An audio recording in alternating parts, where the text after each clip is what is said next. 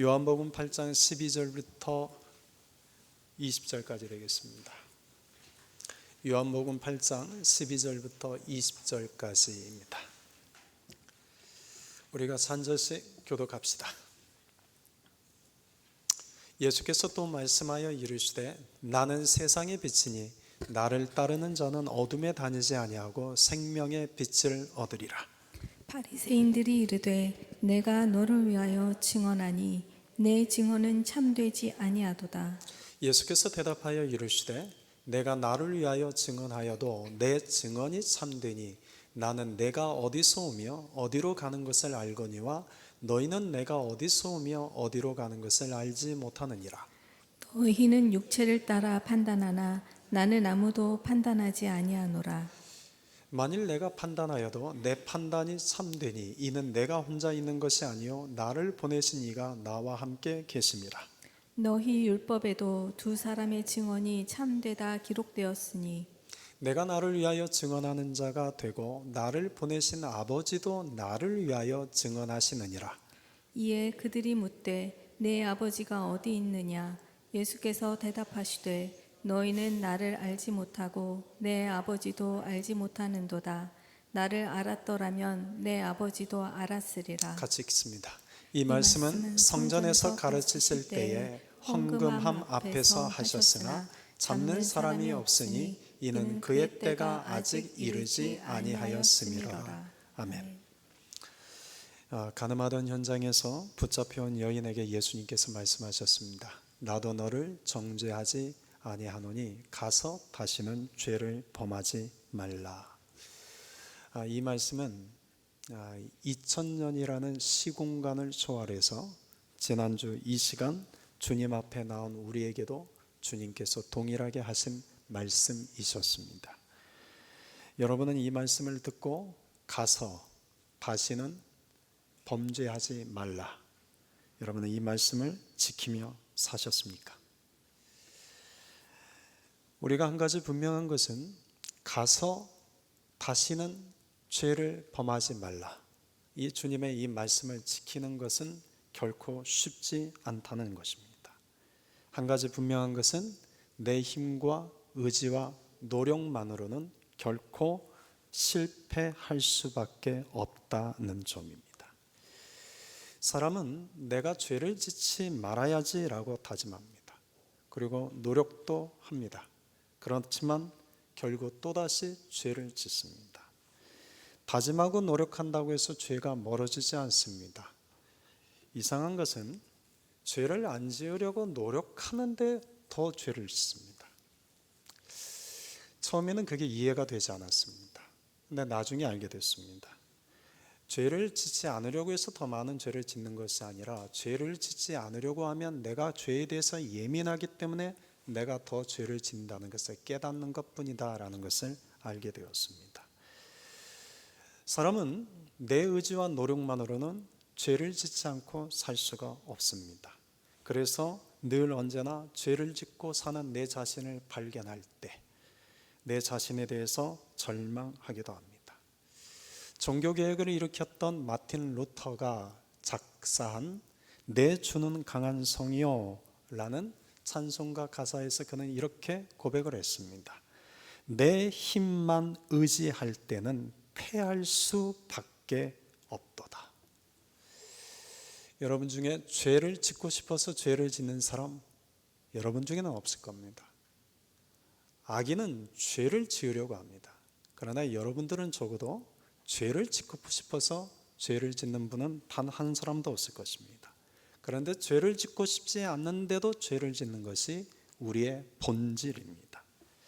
사랑하며 살아야지, 용서하며 살아야지, 미워하지 말아야지, 화내지 말아야지, 거짓말하지 말아야지 수없이 다짐하지만 우리는 우리 의지와 다짐과는 상관없이 미워하고 화내고 정죄하고 비난하고 욕하고 거짓말하며 살아갑니다. 여러분, 그 이유는 죄를 짓지 아니하려는 나의 의지보다 내 안에 죄를 짓고자 하는 나의 본성이 더 강하기 때문입니다. 죄를 짓지 않으려는 나의 결단보다 죄를 짓고 싶어하는 내 안에 있는 죄성이 그만큼 강하기 때문입니다. 그래서 마음으로는 선을 행하고 싶어 하고 마음으로는 죄를 짓는 것을 미워하려고 하지만 언제나 내 삶에서 행하는 것은 선이 아니라 죄와 악입니다. 그러므로 내 힘과 의지만으로 가서 다시는 죄를 짓지 마라, 이 말씀을 지킨다는 것은 실패할 수밖에 없습니다. 그렇다면 어떻게 해야 할까요? 오늘 본문 12절에서 주님이 말씀합니다. 우리 12절 말씀을 같이 읽겠습니다. 예수께서 또 말씀하여 이르시되 나는 세상의 빛이니 나를 따르는 자는 어둠에 다니지 아니하고 생명의 빛을 얻으리라. 가서 다시는 죄를 범하지 말라라는 이 말씀을 지킬 수 있는 한 가지 길은 이것밖에 없습니다. 그것은 빛이신 예수님을 따르는 자가 되는 것입니다. 나를 따르는 자는 어둠에 다니지 아니하고 라고 말씀합니다. 빛이신 예수님을 따라다니는 자만이 가서 다시는 죄를 범하지 말라 하신 이 말씀을 지킬 수 있습니다. 내가 마음먹은 대로 살 수 있다면 여러분 무엇이 문제겠습니까? 내가 마음먹은 대로 모든 것을 다 할 수 있다면 무엇이 걱정이겠습니까? 그런데 우리의 힘과 의지로는 불가능합니다. 특히 우리의 힘과 의지로는 가서 다시는 죄를 범하지 않고 살겠다라는 이 말씀을 지키는 것은 더더욱 불가능합니다. 그래서 우리에게는 빛이신 예수님이 절대적으로 필요합니다. 예수님은 오늘 본문에서 나는 빛이다 라고 말씀하십니다. 그런데 마태복음 5장 14절에서는 예수님이 우리에게 너희는 세상의 빛이다 라고 말씀하십니다. 예수님께서 나는 세상의 빛이요 너희도 세상의 빛이다 라고 하신 말씀의 의미는 무엇일까요? 빛을 내는 것에는 두 종류가 있습니다. 발광체와 반사체가 있습니다. 발광체는 스스로 빛을 내는 것입니다. 예를 들면 태양이죠. 반면 반사체는 발광체로부터 빛을 받아서 그 빛을 반사하는 것입니다. 예를 들면 달과 별들입니다. 발광체인 태양이 없으면 반사체인 달과 별들도 빛을 낼 수가 없습니다. 태양이 없으면 달과 별들은 그저 어둠 속에 갇혀있는 죽은 행성에 불과합니다. 그러므로 발광체가 없으면 반사체는 의미가 없습니다. 예수님은 스스로 빛을 내시는 발광체이십니다. 그러나 우리는 그 예수님의 빛을 받아서 세상 가운데 반사하는 반사체입니다. 우리는 결코 스스로 빛을 낼 수 없는 존재들입니다. 그러면 우리가 세상의 빛이 될 수 있는 유일한 방법은 내 안에 참된 빛이신 예수님의 빛을 받는 것입니다. 참된 빛이신 예수님의 빛이 내 안에 가득할 때 나를 통하여 그 주님의 빛이 세상 가운데 비춰지는 것입니다. 이것이 너는 세상의 빛이다라고 하신 말씀의 의미입니다. 달과 별들이 어두운 밤하늘에 빛을 비추인다라고 우리는 표현합니다. 그런데 우리가 엄밀하게 이야기하면 달과 별들은 빛이 없습니다. 태양이 어두운 밤하늘에 떠 있는 달과 별들을 통해서 빛을 비추게 합니다. 마찬가지로 우리는 빛이 없는 자들입니다. 그런데도 우리가 세상 가운데 빛을 비추는 자가 되는 것은 참된 빛이신 예수님이 우리를 통하여 이 어두운 세상에 빛을 비추게 하시는 것입니다. 여러분, 해가 떠 있는 때를 뭐라고 부르죠? 낮이라고 부르죠? 그런데 별과 달들이 떠 있는 때를 뭐라고 부릅니까? 밤이라고 부르죠. 그런데 해가 떠 있는 낮, 발광체인 해가 떠 있는 낮에는 어둠이 있습니까? 없습니까? 그늘은 있어도 어둠은 없습니다. 해가 떠 있는, 발광체인 해가 떠 있는 낮에는 어둠이 틈탈 수가 없습니다. 그런데 반사체인 달과 별들이 떠 있는 밤에는 어둠이 있습니까? 없습니까? 어둠으로 가득합니다. 하늘도 어둡고 땅도 어둡습니다. 그런데 그 어두운 하늘 속에 달과 별들이 빛을 반짝일 뿐입니다. 다시 말하면 반사체는 빛을 반사하지만 결코 어둠을 몰아내지는 못합니다. 마찬가지로 이 땅에 있는 어둠을 몰아내시는 분은 예수님밖에 없습니다. 참 빛이시기 때문입니다. 그러나 우리는 반사체이기에 우리는 어둠을 몰아낼 수 없습니다. 우리는 다만 그 어둠 속에서 빛을 반짝거리는 것입니다. 모든 세상이 어둠으로 가득할 때 우리는 주님의 빛을 반짝입니다. 모든 사람들이 거짓과 잘못된 진리를 따라 살아갈 때 우리는 그 안에서 정직과 진실과 참된 주님의 복음의 빛을 비추며 살아갑니다.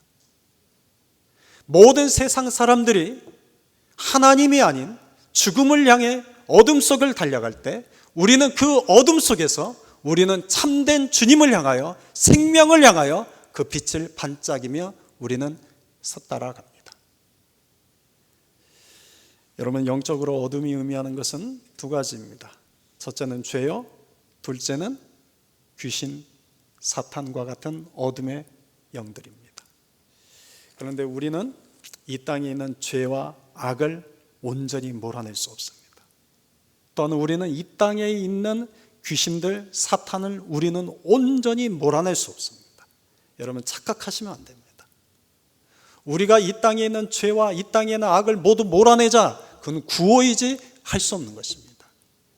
우리가 이곳에 가득한 귀신들을 다 쫓아내자, 이것은 구호이지 그렇게 할 수 없습니다. 그러나 참 빛이신 예수님이 이곳에 임하면, 참 빛이신 예수님이 우리 가운데 임재하시면 그 빛 앞에서 우리 안에 있는 모든 죄와 악의 어둠이 떠나갑니다. 우리 안에 있는 모든 어둠의 영들이 떠나갑니다. 참 빛 앞에서는 어둠이 들어설 자리가 없습니다. 그러나 반사체인 우리 안에는 여전히 죄가 있습니다. 여전히 악이 있습니다. 여전히 우리 안에는 귀신들이 난리를 치고 여전히 사탄이 우리를 유혹을 합니다.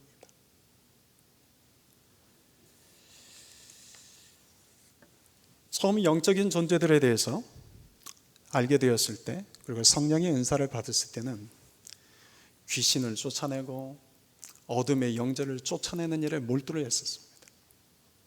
그런데 영적인 것에 대해서 더 깊이 알게 되고 성경을 알게 되면서부터 깨닫게 된 것은 귀신을 쫓아내는 일에 몰두하는 것보다 오히려 그 시간에 더 말씀과 성령을 따르는 일에 몰두해야 한다는 것을 깨닫게 되었습니다. 여러분, 어둠을 묵상하면 어둠에 갇히게 됩니다. 그런데 빛을 묵상하면 빛이 나를 통하여 어둠을 이기게 합니다. 여러분, 귀신을 묵상하고 내 삶의 죄를 묵상하지 마십시오. 어둠을 묵상하지 마십시오. 진리의 말씀을 묵상하고 성령을 묵상하십시오. 그럴 때 말씀이 나를 통하여 말씀의 빛을 비추시고 성령이 나를 통하여 성령의 빛을 비추십니다. 왜 내 인생은 늘 이렇게 어두웁니까? 왜 내 가정은 늘 이렇게 어둠에 갇혀 있을까? 왜 내 자녀의 인생은 왜 다른 아이들과 달리 늘 어둠 속에 살아갈까? 그 어둠을 묵상하지 마십시오. 주님을 묵상하십시오. 말씀을 묵상하십시오. 성령이 그곳 가운데 임하기를 간구하십시오. 참된 빛이신 주님이 임하면 그 어둠은 힘을 잃고 떠나갑니다. 여러 번 말씀드렸지만 쓰레기를 갖다 놓는 곳에는 반드시 파리, 쥐, 바퀴벌레들이 몰려들게 되어 있습니다. 어느 누구도 파리가 모여있고 쥐가 모여있고 바퀴벌레가 모여있는 곳에 쓰레기를 갖다 놓지 않습니다. 그렇다면 여러분, 파리와 바퀴벌레와 쥐들을 없애려면 어떻게 하겠습니까? 어떻게 하면 됩니까? 전에는 쥐약을 놓았습니다. 맨날 싸우죠. 그런데 쥐가 없어집니까? 바퀴벌레가 온전히 없어집니까? 파리가 온전히 없어집니까? 뭘 하면 됩니까? 쓰레기를 치우면 됩니다. 쓰레기를 치우면 다시 거기에 파리가 들지 않습니다. 쓰레기를 치우면 다시 쥐들이 오지 않습니다. 우리 인생의 어둠을 속에 파리와 쥐나 또는 바퀴벌레와 같은 어둠의 것들이 우리를 공격해 올 때는 우리 안에 해결되지 않는 쓰레기들이 있습니다. 그 쓰레기들을 치워야 됩니다. 그 쓰레기들을 치울 때 더 이상 들어오지 못합니다. 달과 별의 역할은 여러분 어둠을 몰아내는 것이 아닙니다. 달과 별의 역할은 어둠 속에서도 빛을 비추는 것입니다. 성도의 역할은 어둠을 몰아내는 자들이 아닙니다. 여러분, 우리는 그럴 수 없습니다. 우리는 다만 그 어둠 속에서도 꺼지지 않는 주님의 빛을 비추는 것입니다. 꺼지지 않는 진리의 빛을 비추는 것입니다.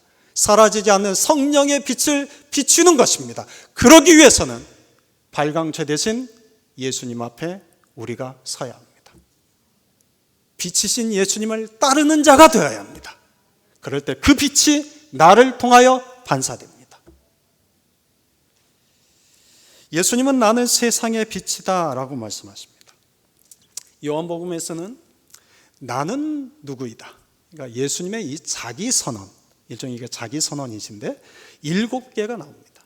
그 중에 첫 번째가 우리가 지난번 6장 35절에서 살펴보았던 나는 생명의 떡이다입니다. 그리고 오늘 나는 빛, 세상의 빛이다. 이건 예수님의 두 번째 자기 선언입니다. 여러분, 예수님께서 나는 빛이라고 하십니다. 성경적으로 예수님의 나는 빛이라고 하시는 의미를 우리가 간략하게 한번 살펴봅시다. 세 가지 의미가 있습니다. 첫째, 나는 빛이라는 의미는 창조의 빛이다는 뜻입니다. 하나님께서 세상을 창조하실 때 여러분 가장 먼저 무엇을 만드셨죠? 하나님께서 세상을 창조하실 때 가장 먼저 무엇을 만드셨죠? 눈치채셨죠? 예, 빛이죠. 창세기 1장 3절에 빛이 있으라 하시니 빛이 있었다. 하나님의 창조의 시작은 빛을 만들면서부터 시작합니다. 무슨 말이냐? 모든 창조의 시작은 빛에서부터입니다. 빛이 없으면 그 다음 창조하는 것들이 의미가 없습니다. 여러분, 태양이 없으면 이 지구에 있는 모든 생명체는 의미가 없어집니다. 태양이 없으면 이 지구상에 있는 모든 생명체는 사라집니다. 그래서 주님은 언제나 빛을 먼저 만드십니다. 그리고 그 빛에서부터 주님의 창조를 시작하십니다. 그래서 빛은 창조의 시작입니다. 그 예수님이 나는 세상의 빛이다, 이 말씀은 나는 이 세상의 창조의 시작이다. 그래서 요한복음 1장 3절에서 예수님 말씀합니다. 만물이 그로 말미암아 지은 바 되었고 지은 것이 하나도 그가 없이는 된 것이 없다. 여러분, 이 세상의 모든 생명체는 빛이신 예수님을 통하여 만들어졌습니다. 예수님으로부터 시작됐습니다. 두 번째, 예수님이 나는 빛이라 하는 뜻은 구원의 빛이다라는 뜻입니다. 구원이라는 말을 여러 단어로 우리가 대체할 수 있지만 저는 이 구원이라는 단어는 새로운 창조, 새 창조물이라고 대체할 수 있다고 생각합니다. 고린도후서 5장 17절 말씀입니다. 우리가 잘 아는 말씀이죠. 우리 같이 한번 읽어봅시다. 그런즉 누구든지 그리스도 안에 있으면 새로운 피조물이라. 이전 것은 지나갔으니 보라 새 것이 되었도다. 여기 이 새로운 피조물, 새 것, 이것이 곧 새로운 창조입니다. 새로운 피조물이 되었다는 것은 다른 말로 하면 구원받았다는 것입니다. 구원받은 자만이 새로운 피조물이 될 수 있기 때문입니다. 부교역자 시절에 제가 섬기는 교회에 한 집사님이 있었습니다. 이분은 강남에서 산부인과 의사를 하다가 일찍 은퇴를 하셨습니다. 근데 제가 수요일 밤 설교에 이 고린도후서 5장 17절 말씀을 가지고 이 구원과 용서에 대한 설교를 제가 했었습니다. 그리고 예배를 마친 후 사무실로 내려가다가 그분을 만났습니다. 근데 그분이 이제 저하고 대화를 하기 시작했는데 제게 이렇게 말씀하시는 거예요. 자기는 죄 용서, 죄에 대한, 구원에 대한 설교를 들으면 너무 괴롭답니다. 무슨 말씀을 하시고자 하는가 가만히 귀를 기울여 들었어요.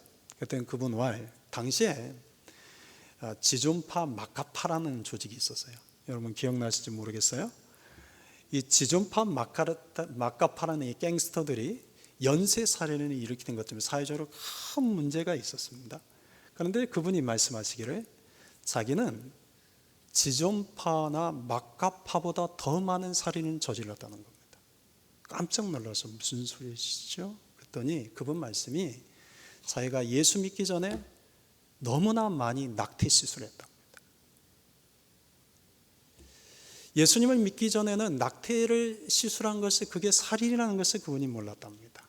그런데 예수님을 믿고 난 뒤 어느 날 그분의 빛이 자기 마음에 비치는데 자신이 젊었을 때부터 거의 한 25년을 수많은 아이들을 낙태시킨 것이 살인이라는 것을 깨닫게 하시더랍니다. 그래서 그분은 생각하기를 내가 주님 앞에 가면 나는 지존파나 마카파보다도 더 하나님의 큰 처벌을 받을 것이다. 그런데 그런 나를 주님이 용서하실 수 있을까? 그래서 그분은 죄와 용서에 대한 설교를 들으면 너무나 자기는 괴롭답니다. 빛이신 예수님이 그분 안에 있는 죄라는 어둠을 깨닫게 한 것은 정말 기뻐할 만한 일이고 감사할 일입니다. 그런데 여러분, 그분이 놓치고 있는 것이 하나가 있습니다. 예수님께서 우리 안에 빛을 비추셔서 우리 안에 어둠을 드러나게 하시는 이유는 무엇 때문일까요? 우리를 괴롭게 하고 우리를 절망하며 살게 하기 위해서일까요? 그렇지 않습니다. 주님이 우리 안에 있는 죄라는 어둠을 드러내게 하시는 것은 그 죄라는 어둠을 주님이 해결하시겠다는 뜻입니다. 주님의 빛이 내 안에 비춰서 전에는 그것이 죄라는 것을 알지 못했는데 이것이 죄였구나, 이것이 악이었구나 깨닫게 하시는 것은 나로 하여금 절망케 하기 위해서가 아니라 내 안에 드러난 그 죄의 문제를 주님이 해결하시기 위해서입니다. 여러분 안에 어떤 죄가 드러나든 깨달아지든 여러분 그때 기뻐하십시오. 감사하십시오. 그리고 주님께 나아가십시오.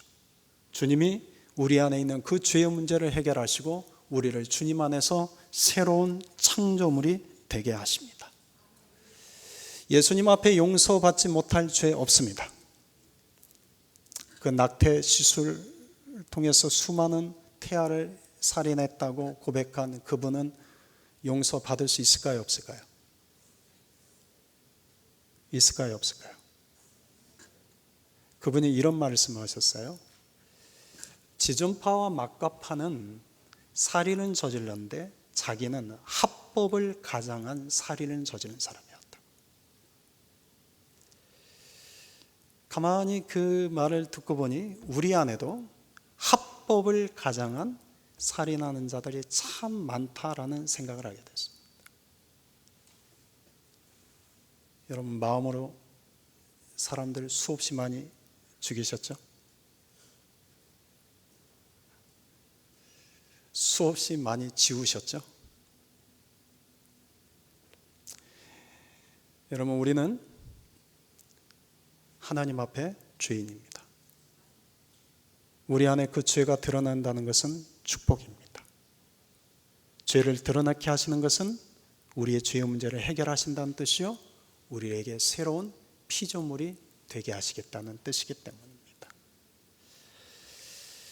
셋째, 예수님이 나는 빛이다 라고 말씀하신 것은 치료와 회복의 빛이다 라는 뜻입니다. 성경에서 가장 중요한 것이 예배입니다. 그런데 이 예배는 새로운 피조물이 된 사람들이 하나님께 드리는 것입니다.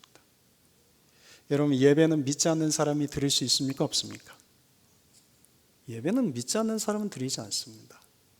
예배는 하나님을 모르는 사람이 드릴 수 있습니까? 없습니까? 드릴 수 없습니다. 예배는 하나님을 아는 사람들, 주님을 믿는 사람들, 또 주님께서 새로운 피조물이 되게 하신 사람들이 드리는 것입니다. 그런데 예배는 하나님께 영광을 돌리는 시간이지만 또한 동시에 예배는 하나님께서 예배 드리는 자들에게 복을 주시는 시간이기도 합니다.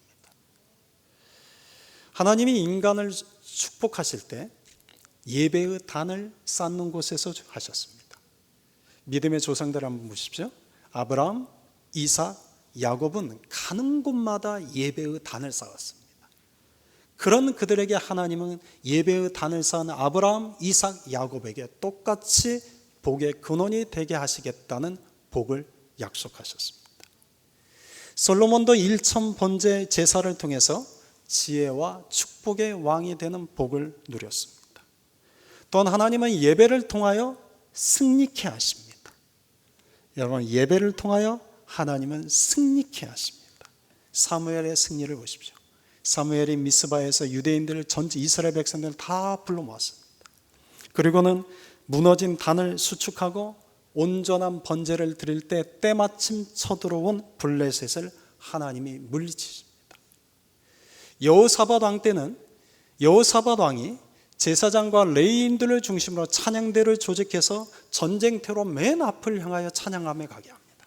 그랬더니 하나님이 이스라엘에게 승리를 주십니다. 여러분, 예배는 하나님이 역사하시는 것입니다. 예배하는 자리에 주님은 우리를 치유하시고 우리를 새롭게 하시고 우리의 승리를 주십니다. 반면 예배가 무너지면 모든 것이 무너지기 시작합니다. 여러분, 예루살렘이 멸망한 이유는 단 하나입니다. 예배가 무너졌기 때문입니다. 예루살렘의 예배가 무너지자 하나님이 바벨론을 통해서 예루살렘을 멸망시키셨습니다. 그래서 바벨론의 포로로 끌려갔던 사람들이 다시 예루살렘으로 돌아올 때 그들이 가장 먼저 외쳤던 구호가 예배 회복이었습니다. 우리가 예배를 회복하자. 우리가 예배를 회복하자. 그래서 그들이 가장 먼저 힘을 모아서 예루살렘 성전을 다시 지었습니다. 그리고 무너진 예배를 다시 세웠습니다. 그들이 온전한 예배를 하나님께 드리기 위해 온전히 마음을 모았습니다. 그런데 시간이 지나면서 그들이 또다시 예배를 소홀하기 시작합니다. 예배가 형식화되기 시작했고 예배보다 세상의 다른 것들이 더 중요해지기 시작했습니다. 그때 하나님이 또 한 번 말라기 선지자를 통하여 예배를 회복하라고 예언케 하십니다. 여러분, 그 성경이 말라기서입니다. 말라기서는 한마디로 하면 말라기서는 예배의 회복을 말씀하시는 성경입니다.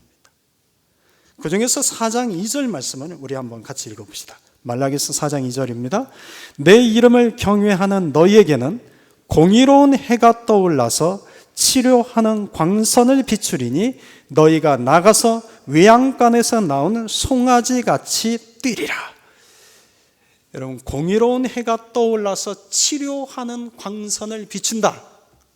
여러분, 이 말씀을 바르게 이해하기 위해서는 말라기서가 어떤 내용인지를 알아야 됩니다.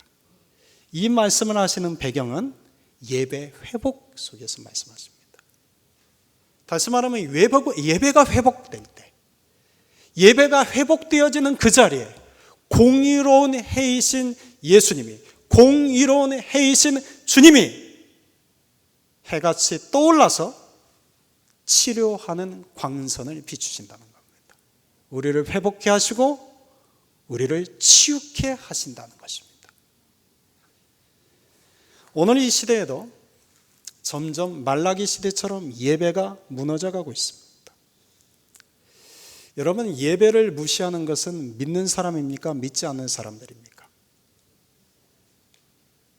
믿지 않는 사람들이 예배를 무시할까요? 믿는 사람들이 예배를 무시할까요? 예배에 대해서 문외한 사람들이 예배를 무시할까요? 예배를 안다고 하는 사람들이 예배를 무시할까요? 놀라운 사실은 아닙니다만 깊이 들여다보면 적어도 믿는 사람들이 예배를 무시합니다. 소위 믿음이 있다는 사람들이 예배를 무시합니다. 예배를 잘 안다고 하는 사람들이 예배를 무시합니다. 성령을 회방하는 것은 성령을 아는 사람들일까요? 모르는 사람들일까요? 아는 사람들입니다. 성령을 모르는 사람은 어차피 성령을 모르니까 회방하지도 못합니다. 그런데 성령을 안다고 하는 사람들, 성령을 받았다고 하는 사람들, 성령의 체험을 받았다고, 성령의 은사를 받았다고 하는 사람들, 하나님을 믿는다고 하는 사람들, 예수님을 믿는다고 하는 사람들, 누구보다도 나는 성경을 잘한다고 하는 사람들이 오히려 성령을 회방합니다.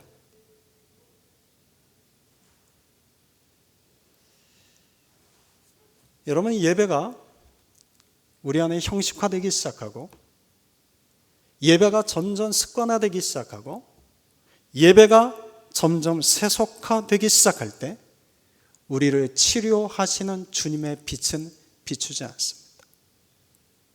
예배가 회복되는 그 자리에 공의로운 해이신 주님의 빛이 우리에게 비춰집니다.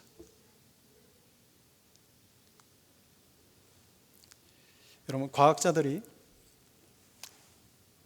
연구했더니 태양빛이 인간의 질병 가운데 150개의 질병을 고칠 수 있는 능력이 있다고 발표를 했습니다. 여러분, 태양빛이 인간 안에 있는 질병을 150가지 이상을 고칠 수 있는 능력이 있답니다.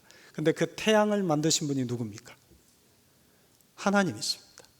하나님이 만드신 태양도 인간 안의 질병을 150가지를 고칠 수 있는 능력이 있다면 그 태양을 만드신 하나님은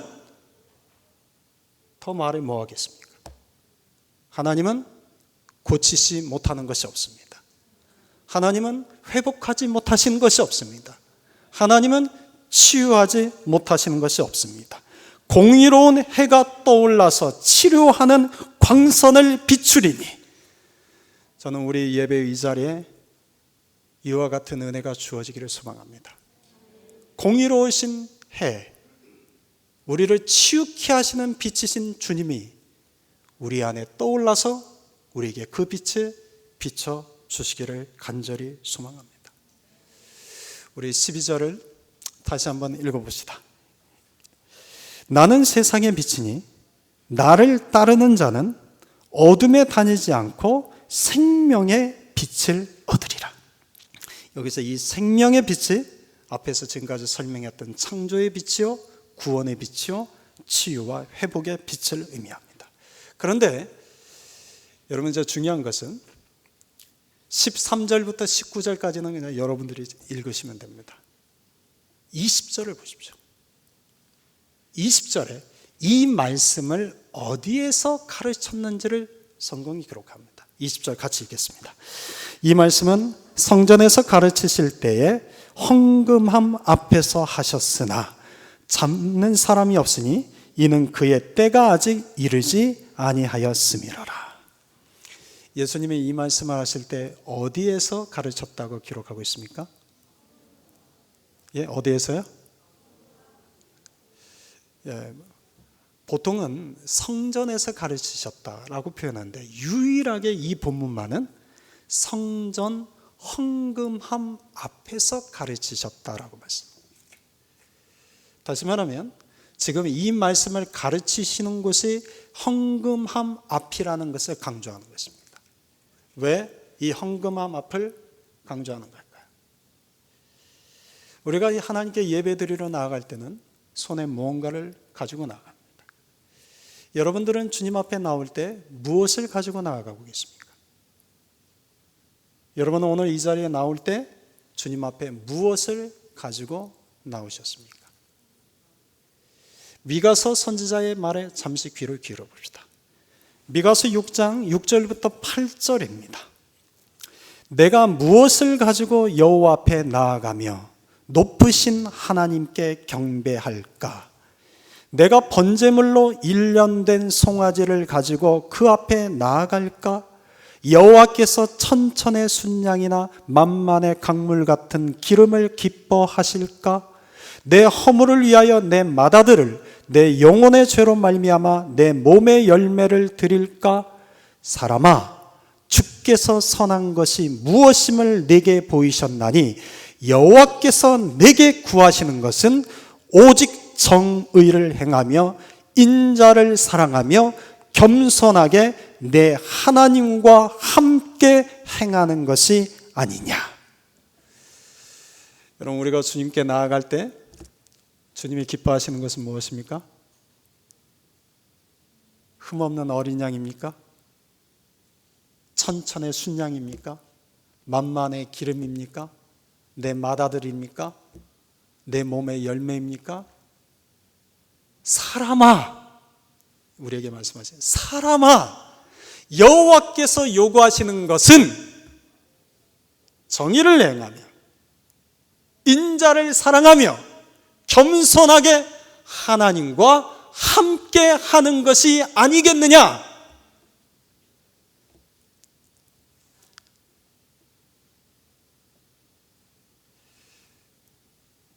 여러분, 주님이 우리에게 원하시는 것은 삶의 헌금입니다. 물질의 헌금이 있고 삶의 헌금이 있습니다.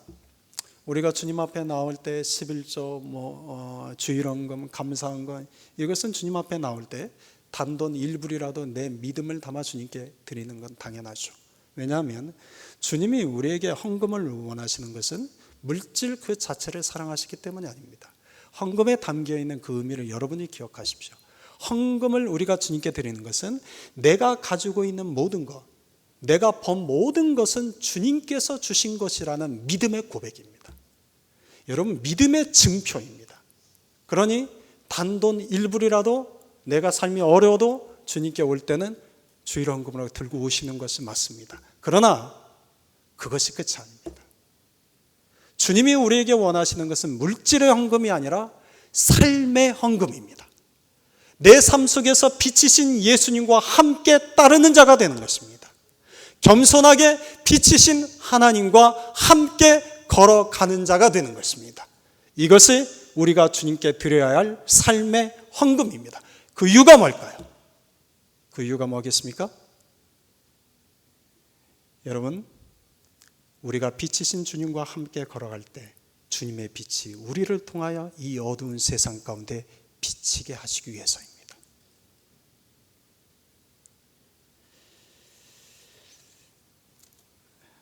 지난 화요일부터 금요일까지 여기 가까운 온타리오에서 선교 캠프가 있었습니다. 7년 전에 세계 교회가 주목한 나라가 중국이었습니다. 중국 교회 교인들이 알려진 바로는 약 한 1억 5천만 명 정도 된다고 그래요. 그런데 7년 전에 중국 교회 그 지도자들이 세계 교회 앞에서 선언을 했습니다. 우리 1억 5천만 되는 중국 그리스도인들 중에 1%를 선교사로 파송하겠다. 1%면 몇 명인지 계산이 되십니까? 150만 명입니다. 그런데 얼핏 들어서는 이게 별로 놀랄 일이 아니죠. 그런데 지금 전 세계 모든 나라에서 선교지에 파송한 선교사 숫자가 44만 명입니다. 그런데 전 세계 교회가 파송한 선교사 숫자보다 중국이라는 나라 하나에서 파송하기로 선포한 선교사 숫자가 무려 4배나 더 많습니다. 그런데 이 중국 교회가 1%에 해당되는 150만 명을 모두 다 무슬림에 보내겠다. 중동으로 우리는 보내겠다. 사람들이 가지 않는, 복음이 전달되지 않는 우리는 그곳으로 복음을 전하겠다. 그래서 세계 교회가 한때 막 흥분을 했습니다. 이제 중국 교회를 통해서 세계 선교가 완성이 되나 보다. 흥분이 됐습니다. 그런데 그 흥분이 얼마 가지 못했습니다. 2018년 시진핑이 헌법을 바꾸고 장기 집권을 하기 시작하면서부터 가장 먼저 한 일이 교회를 박해하기 시작했습니다. 선교사들을 대거 다 쫓아냈습니다. 그리고 건물 위에 세워진 십자가 첨탑을 다 뜯어내기 시작했습니다. 교회 건물들이 무너지기 시작했고 종교 지도자들이 공안에 의해서 사기죄, 밀란죄, 이와 같은 제목으로 잡혀가기 시작했습니다.